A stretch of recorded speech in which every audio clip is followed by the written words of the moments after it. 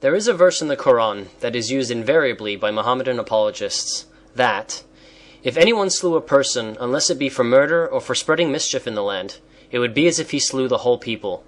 And if anyone saved a life, it would be as if he saved the life of the whole people. Are they being truthful? It gives me absolutely no pleasure whatsoever to tell our audience again and again and again that, like everything else that we have been showing regarding Muhammadan Islam and its followers, the above verse is misquoted with deliberate falsification to pretend to the mostly ignorant and trusting world that Muhammadan Islam is a peaceful and peace-loving belief system. We heard this verse recited by Iqbal Sakrani of the Muslim Council of Great Britain in public, in Trafalgar Square, in front of millions of viewers after the London suicide bombings on the 7th of July 2005. This was in response to the fact that the suicide bombers were Muhammadan Muslims, raised, educated, and taken care of by the tax-paying people of Britain, and in return, with typical loving Islam, they mass slaughtered innocent civilians in the name of Allah. All of a sudden, the Muslim Council was galvanized into action to distance itself from such barbaric acts and blame the so-called radical Muslims for these misdeeds. The very same Muslim Council which never demonstrated against any and all outrages committed in the name of Allah, Muhammad, or Islam anywhere and everywhere in the world during the past decades, was then doing its utmost to pretend that it cared for the welfare of the people of this nation. With their usual deceitfulness, Iqbal Sakrani, Muhammad Abdul Bari, Inayat Banglawala, all of whom are of non-Arabic background, and Tariq Ramadan, as well as many other luminary Muhammadans, pretended to be outraged at these insane acts. They then shed floods of crocodile tears in public with the assistance and compliance of the stupid and criminally negligent British media. I needed to give our listeners this background, especially for those who are not British. Now, I shall address the Quranic verse above from Surah Al-Ma'idah, which tells a perverted version of the biblical story of Cain and Abel, after Cain had murdered his brother. I would like our audience to listen very carefully to the beginning of the verse, which is actually the crux of this chapter.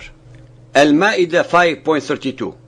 On that account, we ordained for the children of Israel that if anyone slew a person unless it be for murder or for spreading mischief in the land, it will be as if he slew the whole people.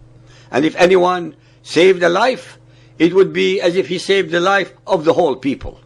This verse, like hundreds of others in the Quran, is plundered and perverted from the Bible and or from Jewish rabbinic traditions.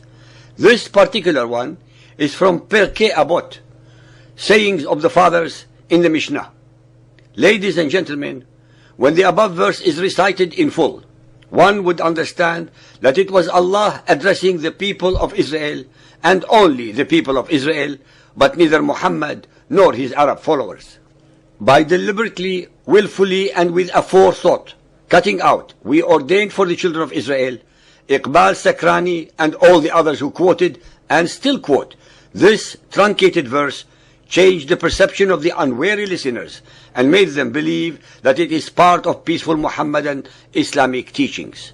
That was, and still is, their whole purpose and intent, and they have been and still are succeeding in their deception and fraudulence. If any of you need further proof, you can look at hundreds upon hundreds of Muhammadan preachers on YouTube who quote the truncated, edited, or perverted version only of this verse. If this action is not dishonorable, what is?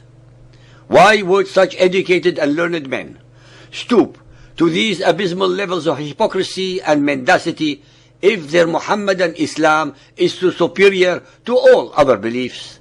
Why would they need to distort the Quranic verse if the Quran is as holy as they pretend it to be? Is this not a deliberate alteration of Allah's words? Does this not constitute blasphemy? How can any of them justify such dishonesty, both religious and intellectual? How could they treat their listeners, so-called believers or unbelievers, with such contempt? Since Muhammadan Muslims can do this shameless and systematic editing in the 21st century, in front of millions of people, then how dare they tell us that the Quran that we have today has never been altered in the last 1400 years? They have been getting away with these intellectual, moral and religious perversions because most human beings do not know the subjects at hand and hence are easily duped by well-dressed and well-spoken people whom they think are paragons of virtue and knowledge. Well, ladies and gentlemen, they are not, as we have been demonstrating repeatedly in our series, using the very Muhammadan Arabic sources to prove the opposite. The very internet that is used by the followers of Muhammad to propagate their messages of hate, of war, of superiority, of racism and intellectual fraud is also enlightening a mostly ignorant world about the real characteristics of Muhammadan Islam. In fact, the internet shows all their depraved behavior of mass murder, kidnappings, beheadings, stoning to death, genital mutilation, desecration of all kinds of holy places, etc., etc., perpetrated upon both unbelievers as well as other believing sects of Muhammadan Islam. Can any follower of Muhammad prove what we are revealing here as erroneous or mendacious? We await their usual attacks based upon denial of facts and reality.